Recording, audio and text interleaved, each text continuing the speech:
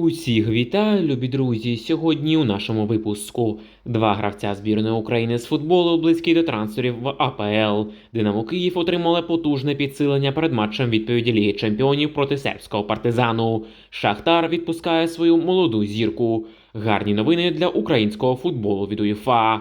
Офіційного тренера з України звільнено. Руслан Ротань не стримував емоцій після матчу Олімпійських ігор. Все це, а також багато іншого на ютуб-каналі Football Days. Любі друзі, ставте лайк цьому відео, підписуйтесь на канал та поїхали дивитися новий випуск разом. Англійський Брентфорд хоче орендувати лідера збірної України Романа Яремчука. Український форвард Брюгге Роман Яремчук може продовжити кар'єру в АПЛ, повідомляє видання Спорт Арена. Вказано, що йдеться про Брентфорд, команду, де виступає ще один українець Єгор Ярмолюк. Відзначимо, що англійський клуб збирається орендувати Яремчука без опції викупу. Нагадаємо, український нападник минулого сезону відіграв на правах оренди за Валенцію, але 1 липня після її закінчення він повернувся в Брюгге. Інтерес до форварда вже проявляв турецький Трабзонспор, який був готовий заплатити за футболіста 8 мільйонів євро, але сам Роман відмовився від цього переходу. Раніше також повідомлялося про інтерес до Яремчука з боку французького Бреста та італійської Болонії.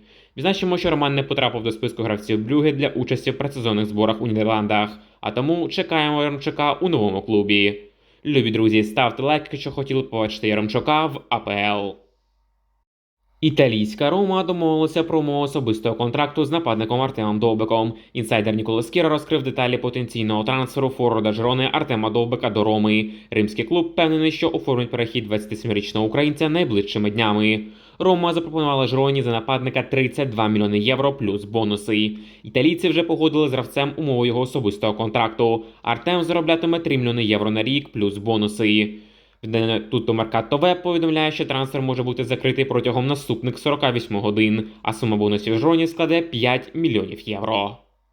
Донецький Шахтар відмовився продавати свого захисника за 10 мільйонів євро. Захисник Іраклій Азаров не покинув Шахтар у це міжсезоння, повідомляє видання Geo Team. Між представниками захисника та керівництвом клубу відбулася зустріч, на якій було озвучено, що всі пропозиції щодо 22-річного футболіста будуть відхилені.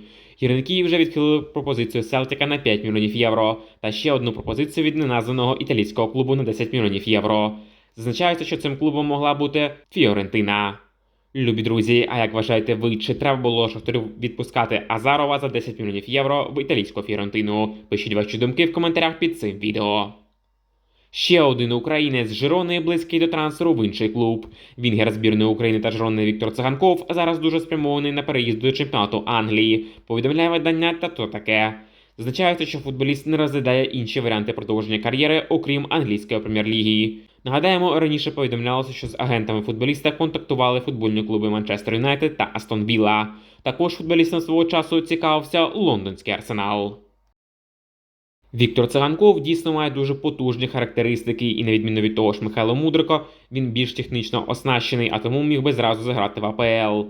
Але Віктор достатньо хрустальний і дуже часто травмується. В АПЛ його можуть ще більше зламати. Щось схоже свого часу було з Андрієм Ярмоленком, коли той перейшов в Вест Хем і отримав за свій час виступу в англійському клубі 2 чи 3 серйозні травми. Стилістично Циганков ідеально підійшов би Емері Астон Вілли, а от в Манчестер Юнайтед Віктор страждав би. Тому краще йому перейти в більш середню команду. В тому самому Арсеналі на правому фланзі є Сака. Тому для Циганкова це гарантована банка. І краще футболісту не переходити в лондонський клуб. Та й взагалі наші футболісти дуже поспішають з відходом з Жирони. Вони видали тільки один топ-сезон і могли пограти в Лізі Чемпіонів на топ-рівні. Тим паче головний тренер Мітчелл залишився. А обидва наших українців і Циганков і Довбик хочуть так швидко покинути Ла Лігу та перейти в нові чемпіонати, де їх чекає нова адаптація, нова атмосфера, яка далеко не факт, що зразу буде на такому ж рівні, як в Жироні. Любі друзі, ставте лайк цьому відео, якщо хотіли б, щоб Віктор Циганков залишився в Жироні та допоміг клубу в Лізі Чемпіонів. Гарні новини для українського футболу. Як повідомляють низки українських ЗМІ, УЄФА розглядає прохання УАВ щодо підрахунку очок українських клубів у Єврокубках. Справа в тому, що минулого тижня УАВ звернулося до УЄФА щодо заміни Дніпра-1 на інший український клуб в Єврокубках, але отримали відмову. Потім УАВ попросили, щоб здобуті очки українських клубів у Єврокубках ділилися на 4 команди, а не на 5. УЄФА офіційно повідомили про те, що розгляне це питання. Нагадаємо, раніше Дніпро-1 зарахували технічні поразки у матчах другого раунду кваліфікації Ліги конференції проти Угорської академії Пушкаша. через що Україна зразу не дорахувалася балів в єврокоефіцієнт. В матчі фіналу Євро Ю-19 зустрінуться збірні Іспанії та Франції. Явного фаворита в букмекерів немає. На виграш титулу Франції дають кеф 1,98, а Іспанії 1,84. Ми віримо в справжню зарубу, та що Іспанія стане чемпіоном молодіжного Євро. Динамо Київ отримала потужне підсилення перед матчем відповіді Ліги Чемпіонів проти сербського Партизану. Динамо продовжує підготовку до найближчих офіційних ігор сезону, зокрема до матчу відповіді другого кваліфікаційного раунду Ліги Чемпіонів проти Партизана. До кінця тижня білосині базуються у Любліні, де команда гратиме свій наступний домашній єврокубковий матч 31 липня. Із позитивних новин той факт, що до команди долучилися гравці юнацької збірної, яка завершила виступ на чемпіонаті Європи Ю-19. А отже, до складу київської команди повернулися захисник Тарас Михавко та Матвій Пономаренко, які повинні допомогти команді Олександра Шовковського у найближчій зустрічі проти сербського Партизану. Шахтар відпускає свою молоду зірку. Захисник Шахтаря Георгій Горчелишвілі на правах оренди продовжить кар'єру в Копенгагені, повідомляє видання Geo Team. Орендна угода 23-річного грузина буде розрахована на 1 рік. У данського клубу буде право викупу контракту гравця. Відзначимо, що футболіст вже узгодив з Копенгагеном умови особистого контракту. Також між собою домовилися клуби. Нагадаємо, гірники підписали Горчелишвілі на початку 23-го року. У складі Шахтаря він провів 37 матчів, забив 1 гол та віддав 3 асисти.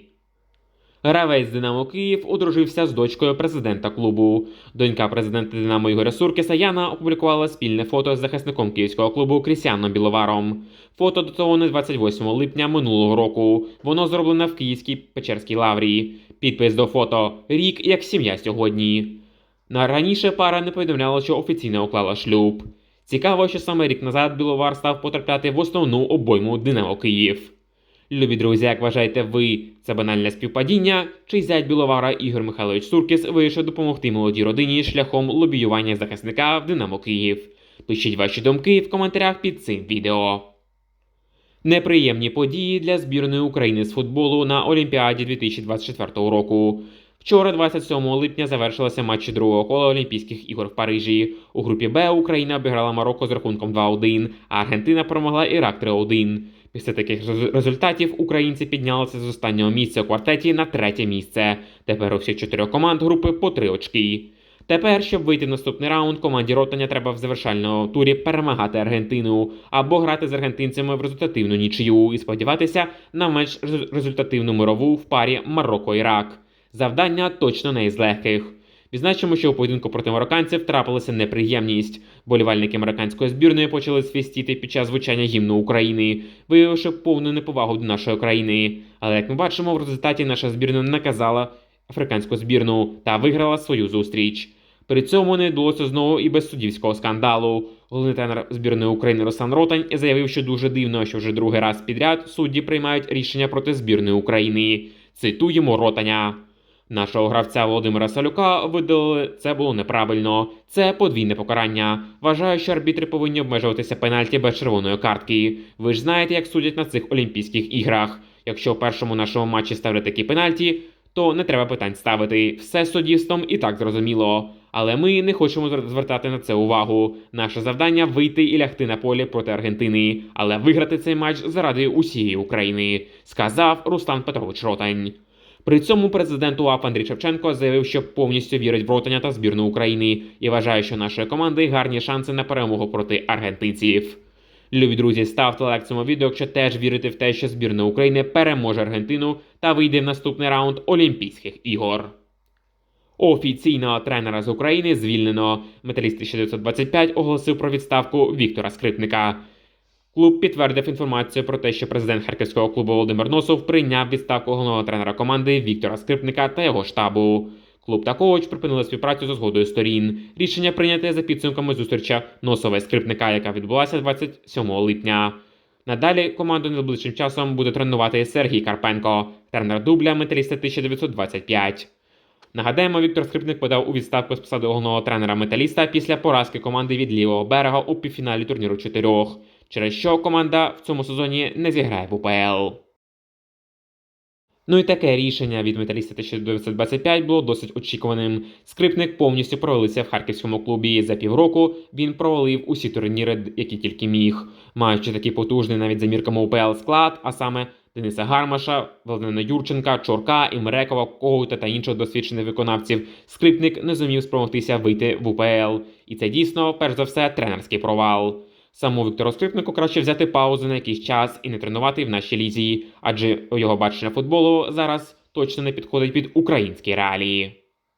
На цьому все. Дякую, любі друзі, за те, що сьогодні були з каналом Football Days. Обов'язково ставте лайк цьому відео, підписуйтесь на наш канал, якщо цього ще раптом не зробили, та пишіть свої коментарі стосовно усіх футбольних подій. Зустрінемося з вами, любі друзі, вже дуже скоро. Бережіть себе та Україну!